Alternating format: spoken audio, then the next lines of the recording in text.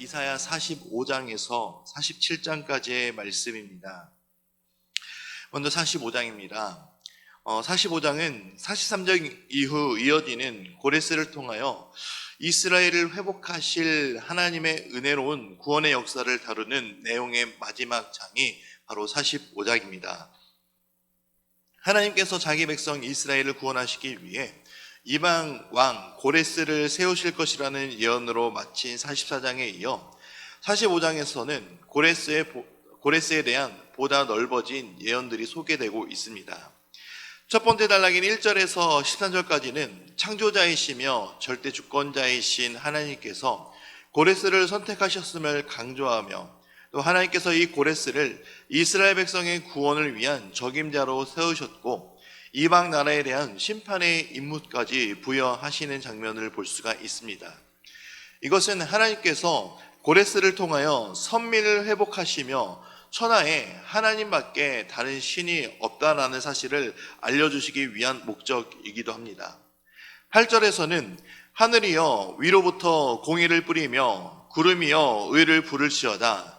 땅이여 열려서 구원을 싹트게 하고 공의도 함께 음돋게 할지어다. 나 여호와가 이 일을 창조하였느니라 라고 말씀하시며, 하나님께서 이스라엘의 구원을 위해 임의로 고레스를 선택하실 주권이 있으신 주권자이심을 강조하고 있습니다. 또 이후 9절에 질그릇을 만드는 토기장이 자녀를 낳는 아버지와 어머니로 비유하시며 천지를 창조하신 창조주로서 하나님의 구원 사역을 주권적인 권능으로 수행하는 사실을 또한 계속해서 역설하고 계십니다.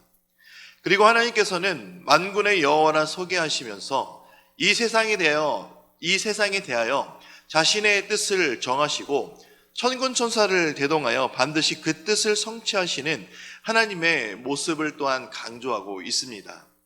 만군의 여호와께서 말씀하셨다라는 것은 곧 그 말씀의 성취를 확실히 보증하는 것이기도 합니다. 그리고 하나님의 말씀을 또한 반드시 이루어지는 것을 우리는 알고 있습니다.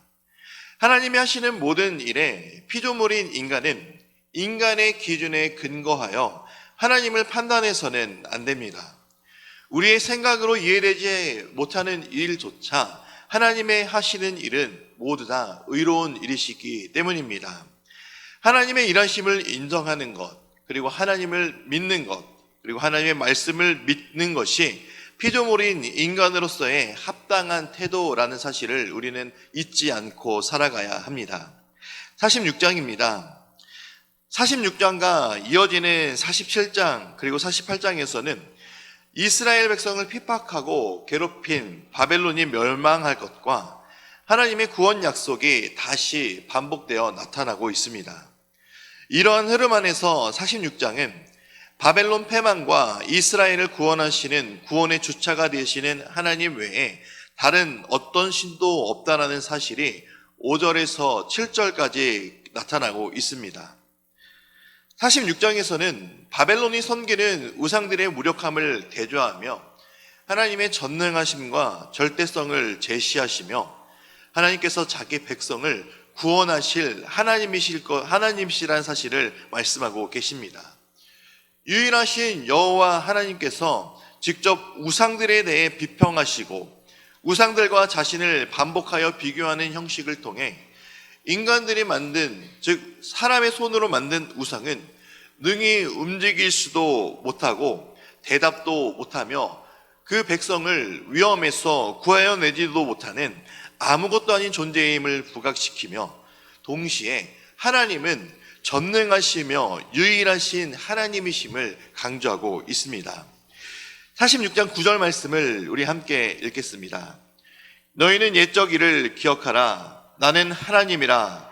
나 외에 다른 이가 없느니라. 나는 하나님이라. 나 같은 이가 없느니라. 아멘.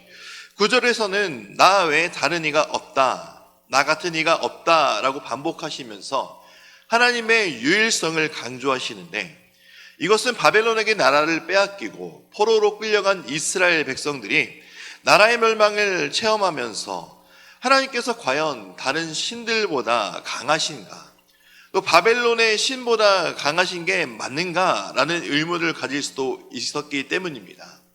그래서 46장에서는 여호와 하나님의 전능하심과 유일하심을 계속해서 확증하며 강조하고 있는 것입니다. 3절과 9절, 그리고 12절에서는 각각 사용되고 있는 들을지어다, 기억하라, 들어라 라는 명령형의 동사를 사용함으로써 하나님의 전능하심과 유일하심을 분명하게 깨달아 알기를 원하시는 자신의 백성들을 향한 하나님의 사랑과 열정을 알 수 있는 것입니다. 하나님은 말씀을 통해 우리 인간들에게 하나님을 나타내시고 계시하여 주십니다. 말씀은 하나님이 창조주이시며 전능자이시며 구원자이심을 계속해서 나타내고 있습니다. 그러니 우리는 하나님만이 유일하신 분이시며 창조주이시며 구원자이시며 전능자이심을 잊지 않아야 합니다. 우리가 하나님이 이러한 분이신 것을 잊지 않고 살아갈 때 삶에 어떠한 일이 벌어진다 할지라도 신실하신 하나님을 놓지 않는 믿음을, 신앙을 가질 수 있기 때문입니다. 47장입니다.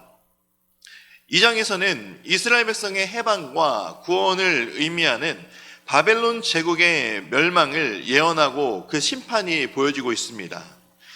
47장의 전반부인 1절에서 11절은 바벨론을 의인화하여 처녀딸 바벨론이 여러 왕국의 여주인이라는 칭호를 가졌는데, 7절에서는 그 칭호를 영영에 가지고 싶어하는 야욕을 가진 여인으로 표현하고 있습니다. 분명 하나님이 바벨론을, 이스라엘 백성들을 심판할 심판의 도구로 사용하신 것은 분명합니다. 그러나 바벨론은 하나님의 선택받았다라는 그 사실, 그 본분을 망각하고 분수를 넘는 악을 행하며 지혜와 지식이 뛰어나다는 이유로 하나님 앞에서 교만하여져서 우쭐하여집니다. 또한 나 외에 다른 이가 없다라고 말하는 것을 통해 하나님의 절대성을 정면으로 부정하는 일을 초래하게 됩니다. 이러한 교만이 극에 달한 바벨론은 결국 하나님께서 심판하시겠다고 예언하시고, 실제 역사 속에서 바벨론은 페르시아 고레스 왕에 의하여 멸망당하게 됩니다. 이런 말씀을 통해 우리는 하나님께서 자신을 대적하는 세상의 모든 악한 세력들, 그리고 하나님의 영광을 가로채고자 하는 모든 존재들을 패망시키신다라는 사실을 깨달으며 우리는 온전히 하나님 편에 있어야 함을, 그리고 하나님 앞에 언제나 겸손함으로 살아가야 함을 늘 잊지 않아야 되겠습니다. 47장의 후반부인 12절에서 15절까지 말씀에서는 바벨론에 재앙이 임하게 될 때 그들이 믿던 종교와 신은 그들에게 아무런 도움도 주지 못하는 사실을 밝히고 있습니다. 바벨론이 의지하고 믿었던 주문과 주술, 천문학들이 바벨론을 향한 하나님의 심판 앞에 각종 자구책을 구하여 보아도 하나님의 심판 앞에서 쓸모없다라는 것을 밝히 말씀하고 있습니다. 15절 후반부 맨 끝절에서는 너를 구원할 자가 없으리라 말씀하신 것이 바로 그것입니다. 하나님은 심판의 주이시며 또 구원자이십니다. 하나님을 가까이 하는 자들에게는 구원을 베푸시는 은혜의 하나님이시지만, 하나님을 멀리하고 교만한 자들을 대적하시고 물리치시는 공의와 심판의 하나님이심을 우리는 잊지 않아야 되겠습니다. 우리는 우리 주 하나님을 늘 가까이 함으로 우리와 함께 하시는 하나님을 더 붙드는 삶, 우리에게 구원을 베푸시는 은혜를 바라보며 살아가는 삶이 가장 복된 삶임을 우리는 늘 기억하며 잊지 않고 살아가는 복된 날들이 되시기를 주님의 이름으로 축원드립니다. 이제 말씀을 듣겠습니다. 이사야 45장에서 47장까지의 말씀을 경청하실 때 우리에게 주시는 하나님의 음성을 들으시기 바랍니다. 주의 말씀은 내 발의 등이요 내 길의 빛이니이다. 아멘.